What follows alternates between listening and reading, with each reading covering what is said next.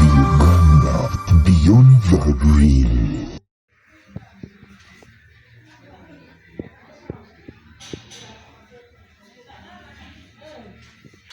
Abalabi baffe abalungi aba Success TV kw'ossa n'emikutu gyonna egya Success Media wamu ne RTV Uganda baaniriza nnyo ku show yaffe olunaku lwaleero.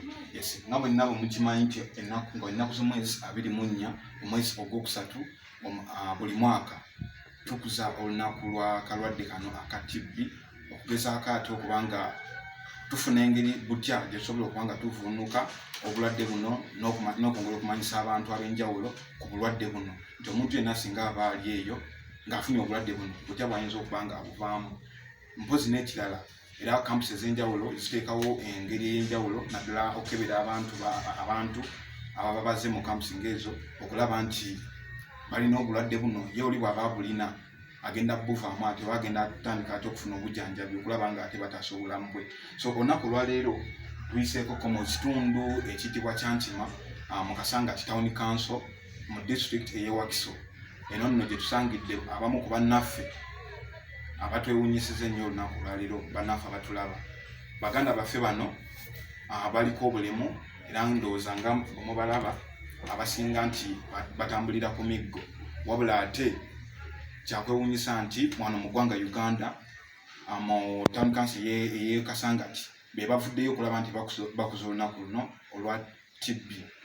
So nga mutulaba neeno ndina omukyala naye nga ansabye tugenda kukozesa olulimi Luzungu tusobole okulaba nti ensonga zagenda otutuusaako zigguka bulungi nnyo.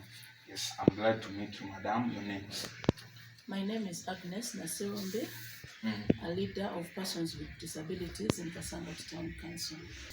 Looking at this day, the 24th of March, which happens to be World TB Day, we join the rest of the world to commemorate that day. And as the theme is for this year, yes, we can end TB, we are also concurring with that it's time for us to come up to put an end to this disease.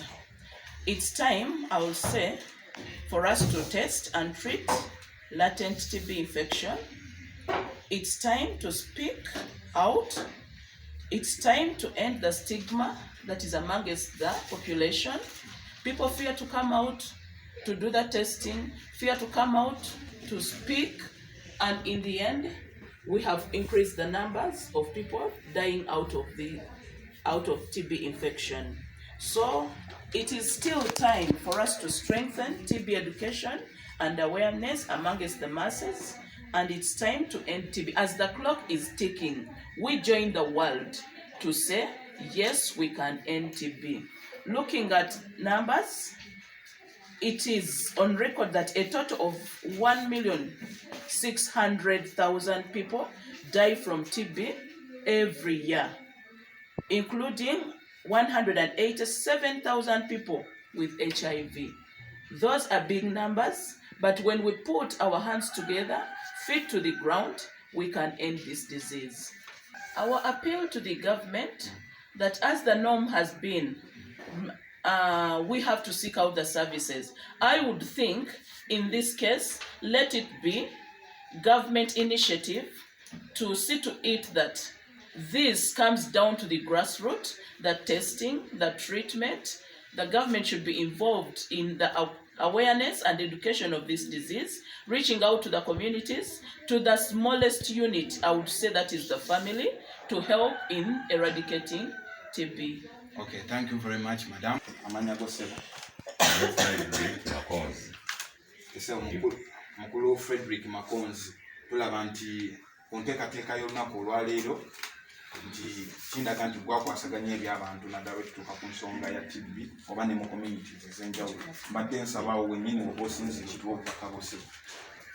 Ku lunaku luno olwa TB mu nsi yonna okubiriza gavumenti naddala ministry ya health okuvaayo mu ofiisi oba mu malwaliro bajje mu communities basobole okuyigiriza abantu engeri tusobola okulwanyisaamu akafuba.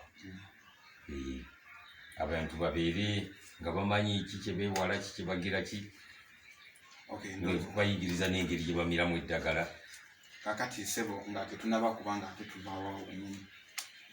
Tulaba nti abavuddeyo okukuza olunaku olwaleero olwakafuba betusanze wano olunaku olwaleero muliko obulemu obw'enjawulo naddala ku magulu.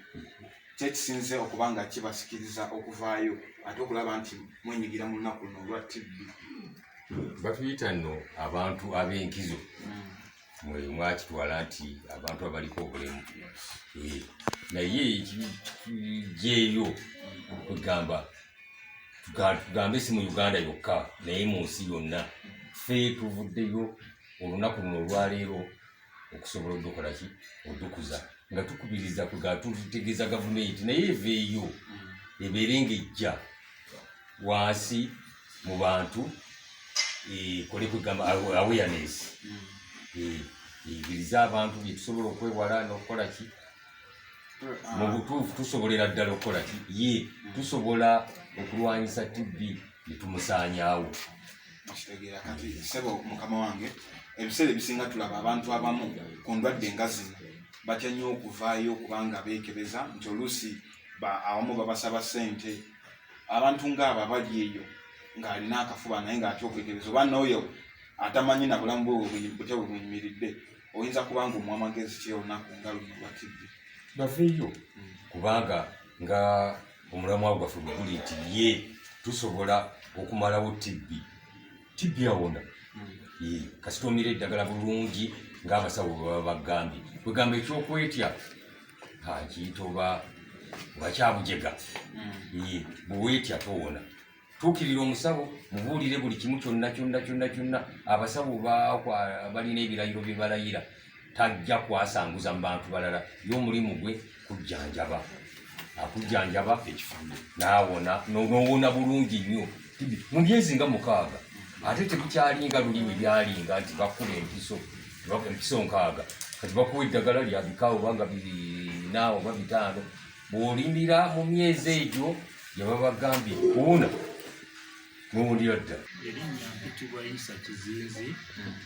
Nze kwongera ku awareness kugamba okulabula abantu mu byobulamu kyandibadde kituufu nnyo n'obeera neweekebeza mukwekebeza okwo n'olaba bw'oyimiridde bw'obanga oli mulwadde wa siriimu TB malaria biba byangu nnyo okukola ki okukulumba.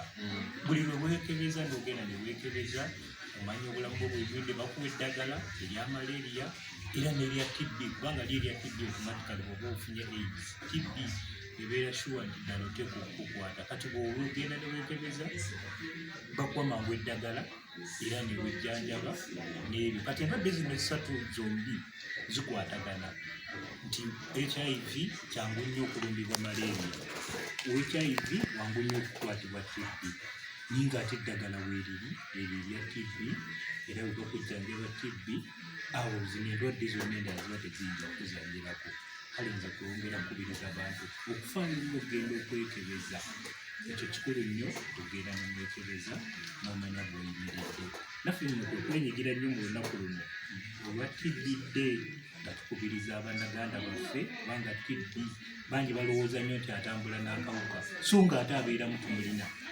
Kati ffe kufa abalema naddala engeri gye tuba nga tutuula nnyo emirimu gyaffe tugikola nga tutuula nga tufulumya nnyo okubiriza ereetera gundi. Kati kiba kyetaaga ogenda nga neweekebeza. Kale nga kwenyigiramu nga tuwemfasaizinga naddala bannaffe abaliko obulemu mwenyigire nnyo mugenda okwekebeza. Naffe twaniriza nnyo okutukyaza abasakisezi. Saba otweyanjulire tutudde maaso.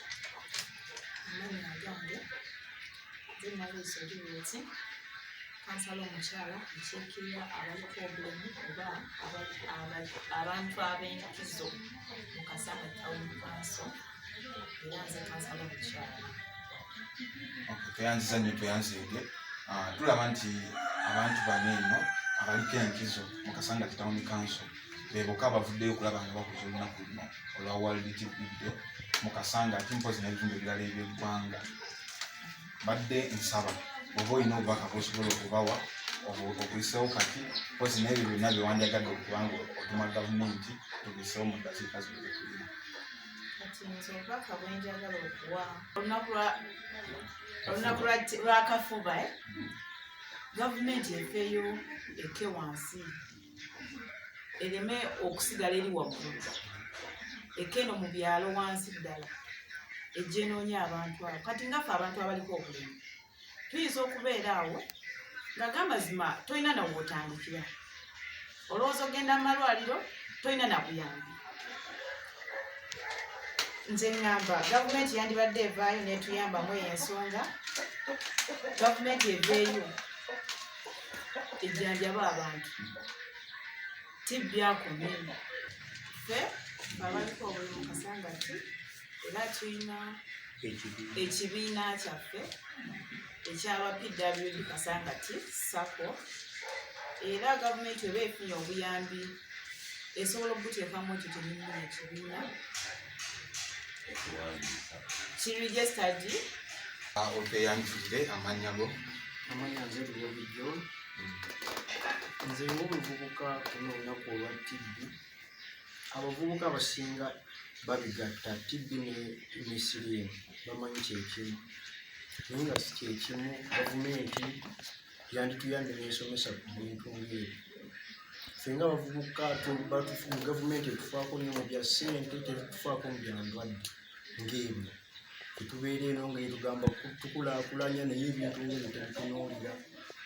Kati nga bano abantu abaliko obulemu be bavuddeyo naye oyinza okusanga ku bantu bonna abali mu nsi mu Uganda mu nga bokka be bavuddeyo.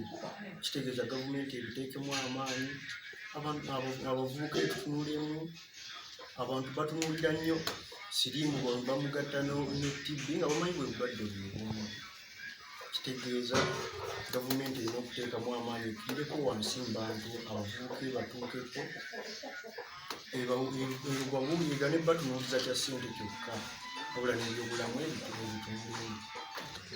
Thank you very much for those of you who are watching us, for those of you who are listening to us, for those of you who are hearing what is going on today. Today is the 24th of March. 24th of March is the day that was set aside for what is known as the World TB Day. Now, fun fact, there was a doctor called Koch who came to Entebbe. This is where they discovered the bacteria that causes tuberculosis. TB in full is tuberculosis. So because of that, this day was set aside to remember all the effort that everyone is doing, from people in the communities, to hospitals, to health workforce, to governments, to CSOs, to non-government organizations who are doing all they can to enable communities engage in practices that end TB. And that is why it gained international prominence. So we call upon everyone, join hands, let us work together to engage in practices that will end TB. Remember, we have to end TB by 2030. Not only TB, but also HIV as well as malaria. Thank you very much.